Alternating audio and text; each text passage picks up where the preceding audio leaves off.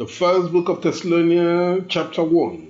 Pavils, Leon, and Timothy, to the church of the Thessalonians, which is in God, the Father, and the Lord Yeshua. Grace to you and peace from God our Father and the Lord Yeshua. We always thank God for all of you, mentioning you in our prayers, remembering always your effectual faith, your diligence, and the patience of your hope in our Lord Yeshua, in the sight of God our Father, knowing, brethren, that you are God's elect, for our gospel has not only been given to you in words, but also in power and in the Holy Spirit and in many certainties, as you know how we have been among you for your sake. You became followers of us and of the Lord and received the word in many afflictions with the help of the Holy Spirit, so that you were an example to all who live in Macedonia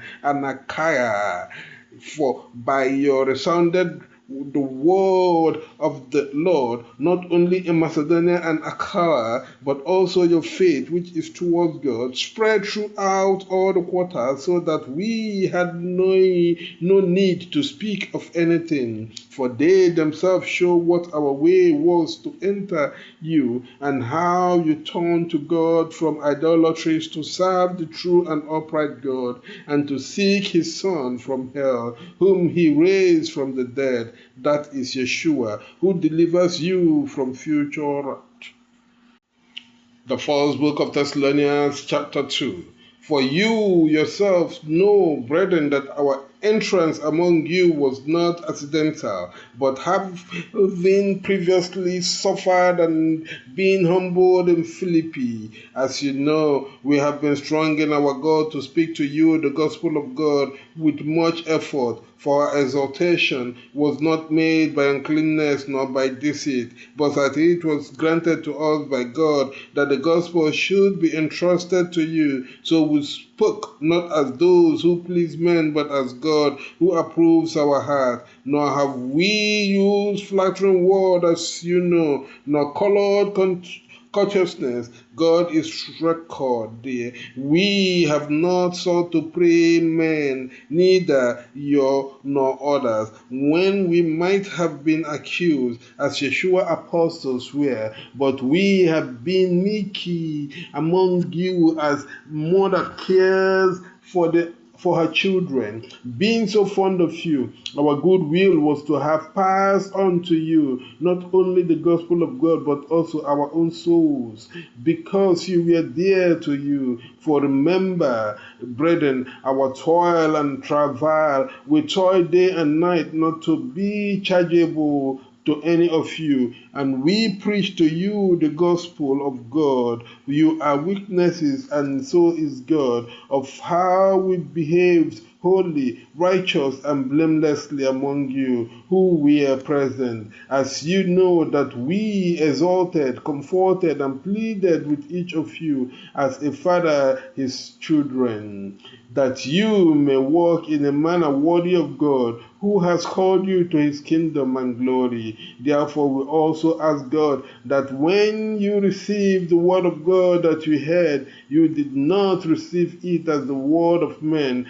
but as the word of God, which also works in you who believe. For brethren, you have become followers of the churches of God, which in Judea are in Yeshua, because you also have suffered the same things from your countrymen, just as they have suffered those of the witnesses who killed the Lord Yeshua and their own prophets and persecuted them, while God is not pleasing to them, and they are contrary to all men, and have forbidden them to preach to the Gentiles, that they may be led astray, to fulfill their sins always. For the wrath of God is come upon them, even to the uttermost. For brethren, since we have been kept away from you to some time, so far as our sight is concerned, but not so far as our heart is concerned, we desire all the more to see your face with great longing.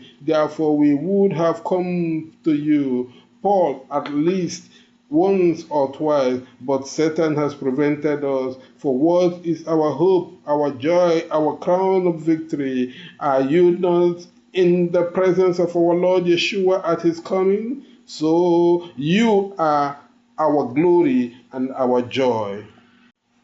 The first book of Thessalonians chapter 3. Therefore, since we could force no more, we thought it well to remain in Athens alone, and we sent Timothy, our brother, and minister of God, and our companion in the gospel of Yeshua, to support and comfort you concerning your faith, so that no one may feel oppressed by these afflictions. For you yourself know that we have been appointed for this purpose. For verily, when we were with you, we had already told you that we would suffer tribulation, as then it came to pass, and you yourself knew it. For this reason, when I could no longer prevent you, I sent him to know your faith, lest the tempter had tempted you in some way, and our labor had been in vain. But lately, Timothy has come to you and brought you good news of your faith and joy, and of the fact that you always remember you well, desiring to see you as we also do. Therefore, brethren, we have had comfort in you in all our afflictions and needs because of your faith. For now are we ourselves, if you stand firm in the Lord, what thanks can we give to God once again for you, for all the joy we enjoy because of you before our God, night and day, praying much to see your face and to accomplish what is lacking in your faith. Now, God himself, that is our Father and our Lord Yeshua, guide our journey to you, and may the Lord increase you and make you abound in love toward one another and toward all people, just as we do towards you, to make your heart stable and blameless in holiness before God and our Father at the coming of our Lord Yeshua with all his saints. The first book of Thessalonians chapter 4. Moreover, we beseech you, brethren, and exhort you in the Lord Yeshua to increase more and more, as you have received from you the way of walking and pleasing God. For you know what commands we give you from the Lord Yeshua. For this is the will of God concerning your sanctification and abstention from fornication, so that each one of you may know how to open his own sheep in holiness and honor, and not in concupiscence, like the Gentiles who do not know God. Let no one oppress or defraud his brother in any way, for the Lord is the arbiter of all these things, as we also have told you before the time and testified to you. For God has not called the brothers to uncleanness, but to holiness. Whoever therefore despises these things does not despise man, but God, who has given you his Holy Spirit. But as for brotherly charity, you do not need me to write to you, for God has taught you to love one another. Yea, and this thing ye do indeed with all the brethren that are in all Macedonia. But we beseech you, brethren, to increase more and more, and that you endeavor to be quiet, minding your own business and working with your own hands, as we have commanded you, that you may be honest to those outside and lack nothing. I would not have you, brethren, to be ignorant concerning those who are asleep, lest you grieve as others who have no hope. For if we believe that Jesus died and rose again, those who sleep in Yeshua will also be brought by God with him. Therefore we say to you by the mouth of the Lord, that we who are alive and who are waiting for the coming of the Lord will not prevail